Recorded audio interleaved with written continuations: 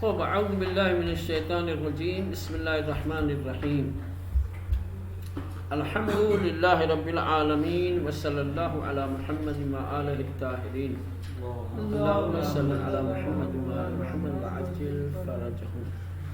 خب بنابراین سے نظر اخیر قابل پذیرش نیستند عمدہ نظر اول و نظر پنجم است. کہہ رہے کہ آخر میں یہ جو تین نظریات نزول قرآن کے سلسلے میں پیش کیے گئے یہ قابل قبول نہیں ہے. اس سلسلے میں دو نظریات ہیں کہ جو بہترین نظریہ ہیں جن کو قبول کیا جا سکتا ہے. ایک نظر پنجم ہے اور ایک نظر اول ہے. اب یہ نظریہ پنجم اور نظریہ اول کیا ہے؟ نظریہ پنجم یہ ہے گروہی معتقدن کہ قرآن دو نزول داشتے است. دوسرا نظریہ جس کو علماء کی ایک جماعت نے اور ایک گروہ نے پیش کیا ہے وہ یہ ہے، کہتے ہیں کہ قرآن کے دو نزول ہیں، ایک دفعی اور تدریجی. شب قدر میں پورا قرآن ایک جگہ پر قلب پیغمبر پر نازل ہوا. ٹھیک، اب یہ نازل ہو گیا شب قدر میں پورا قرآن ایک بار قلب پیغمبر پہ نازل ہو گیا. اس کے بعد جو مدت نبوت ہے یعنی 20 سال، 23 سال میں سے 3 سال نکال کے، ٹھیک، تدریجاً نازل ہوتا رہا. یہ پانچواں نظریہ اور یہ نظریہ قابل قبول ہے کیونکہ اس نظریے کے مطابق قرآن مجید کی جو آیتیں ہیں ان آیتوں کے ذریعے سے استدلال کیا جا سکتا ہے، ان کو دلیل کے طور پہ پیش کر سکتے ہیں کہ آیتیں جو کہتی ہیں کہ ہم نے قرآن کو شب قدر میں نازل کیا تو صحیح ہے، نازل ہوا ہے. کیسے؟ دفعتاً، ایک بار شب قدر میں اللہ نے قلب پیغمبر پر پورے قرآن کو اتارا، پورے قرآن کو نازل کیا. اور پھر عرصہ نبوت میں جو نبوت کی جو مدت ہے اس مدت نبوت میں حسب ضرورت بالتدریج تھوڑا تھوڑا کر کے نازل ہوتا رہا. کہہ رہے ہیں کہ یہ مشہور ترین نظریہ ہے. یہ نزول قرآن کے سلسلے میں جو نظریے پیش کیے گئے ہیں ان میں سب سے زیادہ مشہور و معروف یہی نظریہ ہے اور اہل حدیث کے نزدیک خاص طور سے. اب سوال یہ پیدا ہوتا ہے کہ جن لوگوں نے یہ نظریہ پیش کیا ہے ان کے نظریے کی بنیاد کیا ہے، دلیل کیا ہے، کہاں سے انہوں نے یہ نظریہ پیش کیا، منشا کیا ہے، سرچشمہ کیا ہے ان کے نظریے کی، دلیل کیا ہے. کہہ رہے ہیں کہ اس نظریے کی منشا، اس کا سرچشمہ کیا ہے؟ روایتیں ہیں. کیا ہے؟ روایات کی بنیاد پر. روایات میں کچھ ایسی روایتیں ہیں کہ جن روایتوں میں اس بات کی تشریح کی گئی ہے، وضاحت کی گئی ہے کہ قرآن کے دو نزول ہیں، ایک نزول دفعی اور ایک نزول تدریجی. نزول دفعی شب قدر میں، نزول تدریجی مدت نبوت میں. ٹھیک، بعض نے ظاہر روایت کو لیا ہے، بعض نے اس کی تعویل کی ہے، قبول کیا ہے. اب اس سلسلے میں ایک بڑے مفسر عالم جلال الدین سیوطی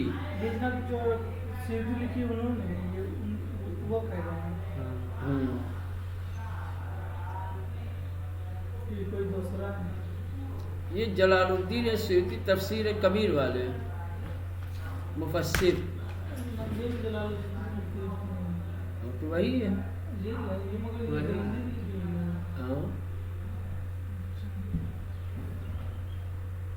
جلال الدین سیوطی. چلے، صحیح ترین و مشہور ترین اقوال ہمین قول است. جلال الدین سیوطی کہتے ہیں کہ سب سے صحیح اور سب سے مشہور یہی نظریہ اور یہی قول ہے کہ قرآن شب قدر میں ایک بار نازل ہوا اور پھر مدت نبوت میں تدریجاً نازل ہوتا رہا. روایات بسیار بر آن دلالت دارد، اور بہت ساری روایتوں کی دلالت بھی اسی بات پر ہے. وہ اس قول کی تائید کرتی ہیں۔ از ابن عباس روایت کرتے ہیں۔ اب نمونے کے طور پہ روایتیں بھی پیش کر رہے ہیں تاکہ بات مستحکم ہو سکے اور آپ بھی روایتوں سے آشنا ہو سکے۔ ابن عباس کی روایت نقل کر رہے ہیں کہ انزل القرآن لیلۃ القدر جملۃ واحدہ الی السماء الدنیا ووضع فی بیت العزہ ثم انزل نجوما علی النبی صلی اللہ علیہ وآلہ فی 20 سنہ۔ ٹھیک ہے، بالکل واضح ابن عباس کی روایت ہے کہ قرآن کو لیلۃ القدر میں ایک بار اتارا گیا الی السماء الدنیا، لوح محفوظ سے آسمان دنیا پر، اور پھر اس کو بیت عزہ میں سنبھال کر رکھ دیا گیا، یہ نازل ہو گیا۔ ثم انزل نجوما علی النبی فی 20 سنہ، پھر 20 سال کے عرصے میں پیغمبر اسلام پر نازل ہوا۔ ٹھیک، تو یہ روایت میں بالکل واضح طور سے کہا گیا ہے کہ قرآن کے دو نزول ہیں، ایک نزول دفعی جو شب لیلۃ القدر میں ہوا، البتہ یہ نزول قلب پیغمبر پہ نہیں ہے بلکہ لوح محفوظ سے کہاں آسمان اول پر، ہاں دنیا پر جو آسمان اول ہے، اس کے بعد اس کو بیت العزہ میں محفوظ کر لیا گیا اور پھر 20 سال کے عرصے میں پیغمبر پہ نازل ہوتا رہا۔ طبق روایات اہل سنت قرآن یکجا از عرش بر آسمان اول پائن ترین آسمان نازل گردی۔ کہہ رہے اہل سنت کی روایتوں کے مطابق قرآن مجید اکٹھا ایک جگہ مکمل طور پر عرش اعظم سے آسمان دنیا جو سب سے نچلا آسمان ہے اس پر نازل ہوا، یہ جو ہم دیکھ رہے ہیں جہاں تک ہماری نظر پہنچ رہی ہے، سمجھ لیں، یہ سب سے نیچے ایسے ایسے 7 ہیں،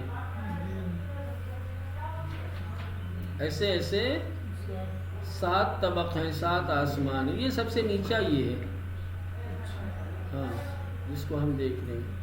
باقی پھر یہ حجاب بنا ہوا ہے، یہ پردہ بنا ہوا ہے، ہماری نگاہ اس سے اوپر کے آسمان تک پہنچ ہی نہیں سکتی۔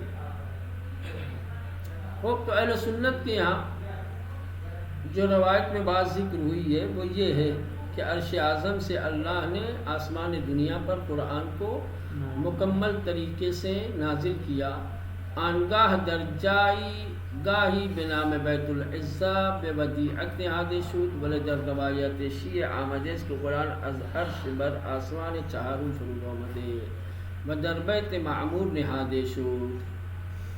اور پھر کہتے ہیں کہ آسمان دنیا پر نازل ہوا اور پھر بیت العزہ ایک جگہ ہے، وہاں پر ودیعت کے طور پر، امانت کے طور پر رکھ دیا گیا۔ لیکن شیعوں کے یہاں تھوڑا سا اختلاف ہے، شیعہ کہتے ہیں کہ قرآن مجید عرش اعظم سے آسمان چہارم پر نازل ہوا ہے اور پھر بیت المعمور خاص جگہ ہے جو چوتھے آسمان پہ ہے یا کہاں ہے، وہاں پر محفوظ کیا گیا۔ تو شیعہ اور سنی کی روایتوں میں جگہ کو لے کر کے اختلاف ہے، نزول کے کو لے کر کے اختلاف نہیں ہے۔ اہل سنت کہتے ہیں عرش اعظم سے آسمان اول پر نازل ہوا اور بیت العزہ میں رکھا گیا۔ شیعہ کہتے ہیں کہ عرش اعظم سے آسمان چہارم پر نازل ہوا اور بیت المعمور میں رکھا گیا، بس یہ فرق ہے۔ بلکہ شیعوں کے یہاں اس کو جو ہے عقائد کا جز اور عقائد کا حصہ مانا جاتا ہے۔ نزل القرآن فی شہر رمضان فی لیلۃ القدر جملۃ واحدہ الی بیت المعمور فی السماء الرابعہ ثم نزل من البیت المعمور فی مدت 20 سنہ وإن اللہ عز وجل آتى نبیہ العلم جملۃ۔ یہ شیعوں کی روایت ہے جس میں واضح طور پر بتایا گیا ہے کہ اللہ نے قرآن کو رمضان کے مہینے میں لیلۃ القدر میں بیت المعمور سے، یہ کیا نام ہے، ہاں عرش اعظم سے آسمان چہاروں پر بیت المعمور میں اتارا، اور پھر بیت المعمور سے 20 سال میں پیغمبر پر نازل ہوتا رہا۔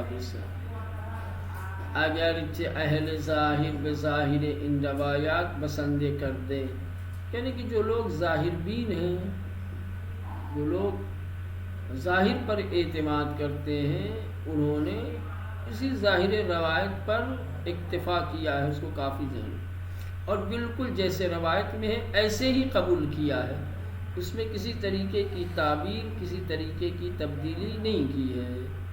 بلے اہل تحقیق بدلیل اشکالات زیر ان روایات را تعبیر کر دیں، لیکن انہی روایتوں پر بعض علماء نے کیا ہے اشکالات کی وجہ سے تعبیر کی ہے، کہا کہ ظاہر روایت کو نہیں رہ سکے، ہم ظاہر روایات کو لیں گے تو کچھ اعتراضات، کچھ اشکالات کھڑے ہوں گے، لہذا ان اشکالات اور اعتراضات سے بچنے کے لیے ضروری ہے کہ ہم تعویل کریں۔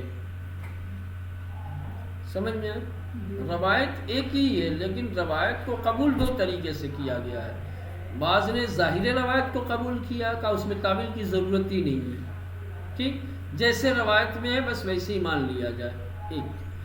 کچھ لوگوں نے کہا کہ نا روایت کو لیا جائے گا، اس کو دلیل بنایا جائے گا، لیکن نہ ظاہر روایت کو، انہوں نے روایت کی تعویل کر کے روایت کو قبول کیا ہے۔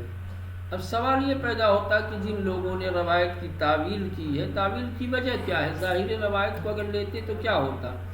وہ کہتے ہیں کہ اگر ظاہر روایت پر اعتماد کیا جائے تو کچھ سوالات کھڑے ہوتے ہیں، کچھ اعتراضات وارد ہوتے ہیں، ان اعتراضات اور ان اشکالات سے بچنے کے لیے بہتر یہ ہے کہ ظاہر روایت پہ اعتماد کیا جائے، اس کو چھوڑ کے تعویل کر دی جائے۔ تعویل جب کریں گے کوئی اعتراض نہیں ہوگا، ٹھیک۔ اب دیکھنا یہ ہے کہ وہ کون سے اشکالات ہیں کہ جو ظاہر روایت پر وارد ہوتے ہیں اور جن کی وجہ سے بعض لوگوں نے روایت کی تعویل کی ہے، ٹھیک۔ حکمت و مصلحت نزول قرآن از عرش به آسمان اول یا چہارم و قرار دادن آن در بیت العزہ یا بیت معمور چه حکمتی در ان نقل مکان نہفتہ۔ پہلا سوال، بھائی آیت میں تو روایت میں یہی تو بیان کیا گیا ہے کہ اللہ نے رمضان کے مہینے میں لیلۃ القدر میں، اب چاہے شیعہ کی ہو چاہے سنی کی روایت ہو، سنی کی روایت کہا کہ عرش اعظم سے آسمان اول پہ نازل کیا اور پھر بیت العزہ میں رکھ دیا۔ شیعہ روایت کہتی ہے کہ عرش اعظم سے اللہ نے اتارا اور آسمان چہارم پہ اور خود بیت المعمور میں۔ کیا حکمت اور کیا مسئلہ ہے وہاں سے اتار کے وہیں رکھ کر کے ہمارا کیا فائدہ ہو رہا ہے؟ یہ کون سا نزول ہے؟ اس نزول سے کس کا کیا فائدہ ہوتا ہے؟ اس نزول میں کون سی مصلحت ہے، کون سی حکمت ہے کہ آسمان چہارم پہ یا آسمان اول پر اللہ جو عرش اعظم سے بھیج رہا ہے قرآن؟ روایت میں یہی تو ہے، شیعوں کی روایتیں چاہے سنیوں کی، دونوں روایتوں کے ظاہر لیں گے تو ان سے یہی ہے نا کہ اللہ نے رمضان کے مہینے میں لیلۃ القدر میں قرآن کو کیا ہے مکمل طریقے سے نازل کیا۔ کہاں نازل کیا ہے؟ اب روایتیں الگ الگ ہیں، جن کا عرش اعظم سے آسمان اول پر، ٹھیک، اور اس کو بیت العزہ میں رکھ دیا گیا۔ شیعہ کہتے ہیں عرش اعظم سے آسمان چہارم پر اور بیت المعمور میں رکھ دیا گیا، ٹھیک، یہی ہے روایت۔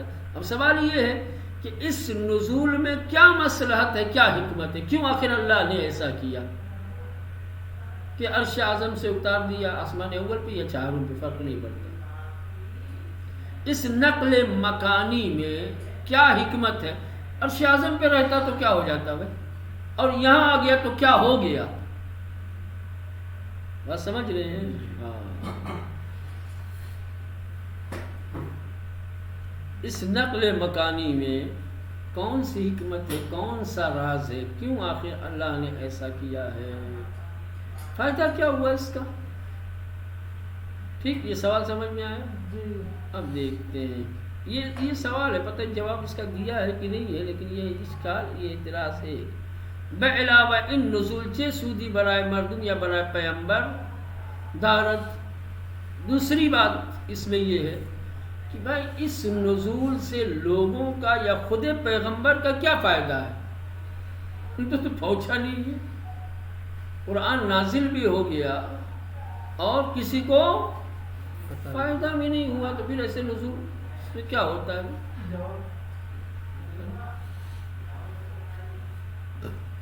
جس نزول کی خدا اتنی عظمت کے ساتھ تذکرہ کر رہا ہے، جس نزول کی عظمت کو خدا بیان کر رہا ہے، اس نزول کا کوئی فائدہ ہوا لوگوں کو، پیغمبر کو، کسی کو؟ آنچہ از قرآن خواندنی سمر آیات و سورہ و معانی و مفاہیم، کہہ رہے کہ قرآن میں سے جو چیز پڑھنے والی ہے وہی آیتیں ہیں، اس کی سورہ ہے، اس کے معنی ہے، اس کے مفاہیم ہے، یہی تو ہادی ہے، رہنما ہے، یہی تو راہ دشا ہے۔ آیا آمدن آن در شب قدر در اسمان اول یا چہارم کسب فضیلتیس و توفیقی برائے مردم ایجاد می کند۔ قرآن کہنے کا مطلب یہ ہے کہ پڑھنے کے لیے ہے نا، پڑھی کیا چیز جاتی ہے؟ آیات، سورہ، اس کے معنی مفہوم۔ اللہ نے عرش اعظم سے بھیج دیا آسمان اول یا چہارم پہ، ہم کیا پڑھیں گے؟ اس سے انسان کو کون سی فضیلت حاصل ہو جائے گی؟ انسان کو کیا مل جائے گا اس سے؟ یہ سوالات ہیں کس کے اوپر؟ اس ظاہر روایات پر۔ بعض لوگوں نے ان اشکالات کی طرف توجہ نہیں دی، ظاہر روایت کو لے لیا اور ظاہر روایت کو دلیل کے طور پر پیش کر دیا کہ قرآن شب قدر میں کیا ہے، اس طریقے سے نازل ہوا ہے۔ سنیوں نے کہا کہ عرش اعظم سے آسمان اول پر، شیعوں نے کہا عرش اعظم سے آسمان چہارم پہ، اور پھر 20 سال میں، یہ والا تو سب کا ایک ہی جیسا ہے کہ پھر 20 سال کے عرصے میں تھوڑا تھوڑا کر کے نبی کریم پر نازل ہوتا رہا۔ ایک جماعت ہے کہنے لگے کہ نا ہم ان روایتوں پہ اعتماد کریں گے لیکن ظاہر روایت پہ نہیں، کیونکہ ظاہر روایت پر اگر ہم اعتماد کریں گے تو یہ سوالات کھڑے ہوں گے جو ابھی آپ سن رہے ہیں کہ اللہ نے عرش اعظم سے اگر آسمان چہاروں پہ یا اول پہ اتارا ہے، ٹھیک، تو اس اتارنے کی مصلحت کیا ہے؟ نقل مکانی کا کیا فائدہ ہے؟ قرآن سے انسان کو جو کچھ ملتا ہے اس کی آیتوں کو، اس کے سوروں کو پڑھنے اور ان کے معانی اور مفاہیم میں غور و خوض سے ملتا ہے، وہ تو انسان تک پہنچا ہی نہیں، تو اس نزول سے انسان کا کیا فائدہ ہوا یا نبی کریم کا کیا فائدہ ہوا؟ نہیں کیا فائدہ ہوا؟ جناب وزن کم پڑے گا سینے پہ۔ کس کے؟ کہاں سینے پہ تو اتنا ہی نہیں ہے کہ سینے پہ وزن کم پڑے گا۔ کہا ہے جناب کہ اگر قرآن اگر نازل کرتا پہاڑ پہ تو ایسا ہو جاتا تو آسمان ہو سکتا ہے، میرا خیال ہے ایسا، مطلب پہلے سے چوتھے آسمان پہ آیا تو ہلکا مطلب کم ہو گیا، مطلب اچھا وزن کم ہوتا ہے اس پر جو ڈائریکٹ آ رہا ہے اور زیادہ پڑتا پریشر ہے۔ اب اس پر آگے کیا؟ ہاں جب کوئی چیز ایک دم ڈائریکٹلی آگے کسی چیز پہ گرتی ہے نا تو چوٹ شدت کی پڑتی ہے، اور دھیرے دھیرے آ کے تھوڑا چوٹ ہلکی لگتی ہے، یہی نہ کہنے کا۔ پھر بھی تو اسی تو جبریل لے کے آتے تھے وہاں کو ڈائریکٹ، پھر بھی وہاں سے تو لے کے کون سے پتھر گرتا تھا اور لے کے آتے تھے، باقاعدہ اتارتے تھے آرام اطمینان کے ساتھ۔ چلے بار صورت تو یہ سوالات فخر راضی در جواب ان پرسشا گفتے اشائق تسہیل امر مورد نظر بودے از تا در موقع نیاز بے نزول آئے یا سورہ جبریل بے توانت فوراً از نزدیک ترین جا آئے مورد نیاز را بر پیامبر فرود آورد۔ دیکھیں جو جوابات دیے گئے بہت قانے کنندہ نہیں ہے، میں تو نہیں ہوتا قانے میں ان جوابوں میں، کہہ رہے ہیں کہ یہ خالی تسہیل امر کے لیے ہے، کام کو آسان بنانے کے لیے۔ چوتھے عرش اعظم سے چوتھے آسمان پر یا پہلے آسمان پر اس لیے اتار دیا گیا کہ جیسے ہی آیتوں کی ضرورت ہو فوری طور پر جبرائیل امین وہ آیتیں نبی کریم تک پہنچا سکے۔ اب جاتے عرش اعظم پہ لینے کے لیے تو دیر لگتی، فاصلہ طولانی تھا، فاصلہ کم کر دیا گیا، تاکہ تیزی کے ساتھ آیتوں کو پہنچا سکے. کہانی کنندہ ایک لمحے میں خود ہی آسمان یہ ہمارے لیے فاصلہ ہے بھائی. خدا کے لیے جبرائیل کے لیے وہی کہہ رہا ہوں. مثلاً کہ جو خدا راتوں رات سب کچھ سیر کرا سکتا ہے اپنے حبیب کی، اور جبرائیل امین فرشتے کو وہاں سے وہاں تک پہنچنے میں دیر لگے گی. خیبر والا واقعہ ملتا ہے کیسے پہنچ گئے تھے. بہر صورت دیکھیں، فخر رازی در جواب ان پرسشا گفتے است، فخر رازی نے ان سوالوں کے جواب میں کہا ہے کہ شاید تسہیل امر مورد نظر بودے است، کہ جو چیز منظور نظر تھی وہ کیا ہے؟ تسہیل امر، یعنی کام میں سہولت اور آسانی کے مد نظر، تا در موقع نیاز، تاکہ ضرورت کے وقت بے نزول آئے یا سورے کی آیت نازل کرنی ہے یا سورہ نازل کرنی ہے، اس موقع پر جبرائیل بے تمانت فوراً از نزدیک ترین جا، کہ جبرائیل امین فوری طور پر قریب ترین جگہ سے آئے مورد نیاز را بر پیغمبر فرود آورد. جس آیت کی ضرورت ہے جبرائیل امین وہ آیت لے کر فوراً پہنچ سکے. بھلے ان جواب متناسب یا مقام علمی فخر رازی نہیں. فخر رازی نے یہ جو جواب دیا ہے یہ واقعاً اتنی عظیم شخصیت، اتنے پڑھے لکھے انسان سے کے ساتھ سازگار نہیں ہے. جو ان کی مقام علمی ہے، بعید ہے کہ اس طریقے کا جواب فخر رازی دے. بھلے ان جواب کہنے کہ فخر رازی نے یہ جو جواب دیا متناسب با مقام علمی فخر رازی نہیں، فخر رازی کے مقام علمی کے مناسب نہیں ہے. کا علمی مقام بہت اونچا ہے، جواب اتنا چھو ایک عام آدمی کے ذہن میں بھی نہ سمائے، قبول نہ کرے. زیرا در ملئ اعلیٰ ماورا الطبیعہ قرب و بعد مکانی وجود نہ دارا، کیونکہ ملئ اعلیٰ میں یعنی جو طبیعت سے بالا تر مقام ہے، اونچا مقام ہے، وہاں پر قرب و بعد مکانی کا کوئی مسئلہ ہی نہیں ہے. قریب اور دور اس دنیا میں ہے، اس زمین پر ہے، سمجھ رہے ہیں، ہمارے اور آپ کے لیے ہے. ماورائے طبیعت ملئ اعلیٰ میں چلے جائیں گے، سمجھ رہے ہیں، تو وہاں قرب مکانی یا بعد مکانی مسئلہ نہیں ہے. اور اگر بالفرض بیان بھی کیا جاتا ہے، بعد مکانی یا قرب مکانی کا ذکر بھی کیا جاتا ہے، تو یہ ہمیں اور آپ کو سمجھانے کے لیے کیا جاتا ہے. کیونکہ ہم لوگ جہاں کہیں بھی طبقے ہوتے ہیں، درجات ہوتے ہیں، سلسلے ہوتے ہیں، وہاں کیا ہے مولانا، فاصلے کو ذہن میں لاتے ہیں، ہے نا. پہلا، دوسرا، تیسرا، چوتھا فاصلہ ہوگا، ہے نا. وَإِلَّا ماورائے طبیعت میں قرب و بعد مکانی کا کوئی مسئلہ نہیں ہے. چلے بس کر اتنا کہنے کے بعد